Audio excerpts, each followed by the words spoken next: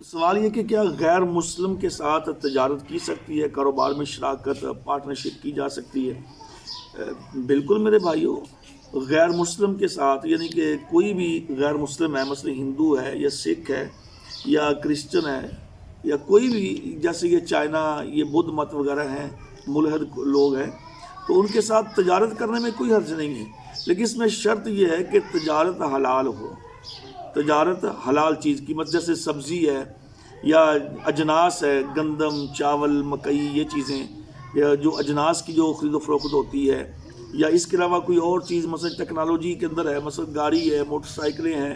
یا یہ mobile phone, یعنی کوئی بھی ایسی چیز کہ جو شرعی طور پہ جائز ہے، حلال ہے، اس میں کوئی حرمت نہیں ہے، یعنی کہ وہ چیز حرام نہیں ہے، حرام کا کوئی شائبہ نہیں ہے، تو اس چیز کی تجارت بالکل آپ غیر مسلم کے ساتھ کر سکتے ہیں، اس میں کوئی بات نہیں ہے۔ نبی کریم صلی اللہ علیہ وسلم نے اور صحابہ کرام نے غیر مسلموں کے ساتھ، یہودیوں کے ساتھ، مشرکین کے ساتھ آپ نے وہ تجارتیں کی، ان سے آپ نے کاروبار کیے، لین دین کیا۔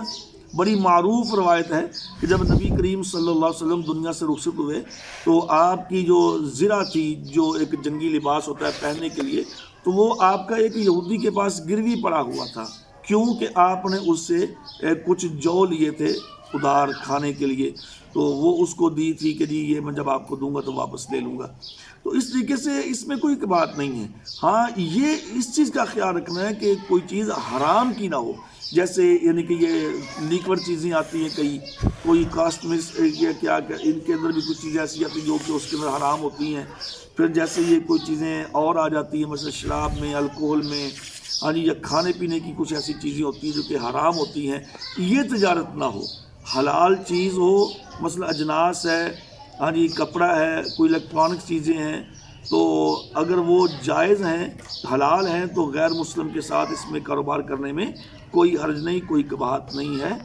غیر مسلم سے تجارت کی جا سکتی ہے۔